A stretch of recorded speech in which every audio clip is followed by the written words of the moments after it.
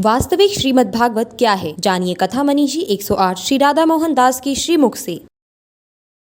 वास्तविक श्रीमद् भागवत क्या है और इसका व्यक्ति के जीवन में क्या महत्व है, इसका विस्तार से वर्णन कथा मनीषी 108 श्री राधा मोहन दास द्वारा बताया गया। उन्होंने ज्ञान की वर्षा करते हुए कहा कि श्रीमद् भागवत साक्षात भगवान की वाणी है और भगवान की वाणी का कोई मूल्य नहीं लगा सकता। लेकिन आज के समय में कथा के नाम पर लोग भारी भरकम रकम लेकर कथा का आयोजन करते हैं, जो कि वास्तविकता से बहुत ही दूर है। ऐसे में कभी भी ज्ञान की प्राप्ति नहीं हो सकती। श्रीमद् भागवत मन से और आदर पूर्वक सभी को सुनाई जाती है, जिसमें कथावाचक का स्वार्थ नहीं होता और ना ही होना चाहिए। ऐसी ही कथा व्यक्ति के जीवन में प्रकाश डालने का कार्य करती है। इसीलिए सभी को दिखावे के बगैर भगवान की भक्ति में लीन होकर श्रीमद् भागवत कथा का श्रवण करना चाहिए। कथा मनीषी 108 श्री राधा मोहन दास द्वारा विगत दिनों महाराजा अग्रसेन भवन में कथा की अमृत वर्षा की गई, जिसमें सैकड़ों श्रद्धालुओं ने धर्म लाभ उठाया। इसी को लेकर श्री राधा मोहन दास द्वारा हिंदुस्तान लाइव टुडे चैनल के माध्यम से सभी श्रद्धालुओं को श्रीमद् भागवत की वास्तविकता का दर्शन कराते हुए वर्णन किया गया।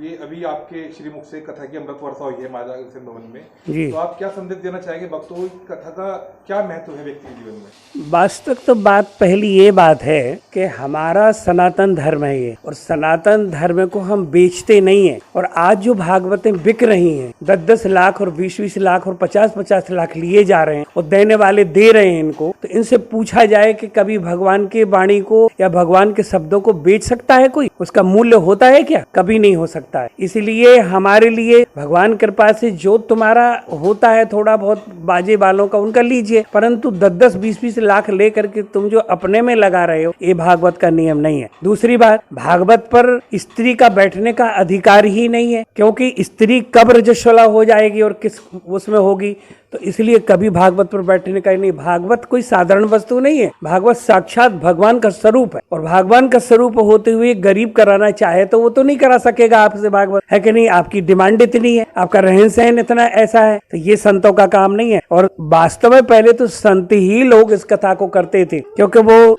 उसमें थे। पर आजकल कोई बात नहीं, अगर ब्राह्मण कर रहे हैं कथा, खूब करें, ब्राह्मण नहीं करेंगे तो और कौन करेगा? कथा करें, गृहस्थी करें, परंतु इतनी डिमांडों को लेके चलेंगे आदमी और ऐसा होना चाहिए वैसा होना चाहिए, तो ये धर्म की प्रकृति कैसे होगी? सनातन धर्म का कैसे निरूपण होगा? इसीलिए आप लोगों को भी सोचना चाहिए कि हमको किसको बुलाना चाहिए, किसको नहीं बुलाना चाहिए। अब आपने तो पैसा इकट्ठा कर लिया, आपको ये पता नहीं कि कौन को क्या करना है, बस आपको तो झोंकना है। तो इससे अच्छा तो है कोई गरीब लड़की की शादी कराइए, है गौशाला खोलिए, गौशाला में उनको गायों को खिलाइए ना, है कि नहीं? और नहीं है तो मोहल्ले में सुंदर एक हौदी बनवा दीजिए पानी की, कम से कम गायें या कुत्ते कोई भी आएंगे तो पानी तो पिए कम से कम, है कि नहीं? तो ये काम नहीं करेंगे, खाली दिखावा करना है उनको तो भागवत में। तो ये बिगाड़ा, पंडित नहीं बिगड़े हुए, पंडित नहीं बिगड़े, इन लोगों ने, संसार के लोगों ने बिगाड़ा है कि हम इतने पैसा देंगे, हम इतने पैसा देंगे, तो उनका फिर मन होगा कि चलो भाई दो, है कि नहीं? तो इसलिए सोच समझ करके करना चाहिए। भागवत जो है साक्षात भगवान का रूप है, और भगवान का रूप है तो भगवान की कल्पतरु वृक्ष के नीचे कोई कमी नहीं है, सब आएगा। परंतु हमारे मन में अगर संतोष नहीं हुआ, हम इसको बिजनेस धंधा बना देंगे तो भागवत तो गौण हो जाएगी। कल भागवत का वो नहीं रहा, संस्कृत पढ़े नहीं है,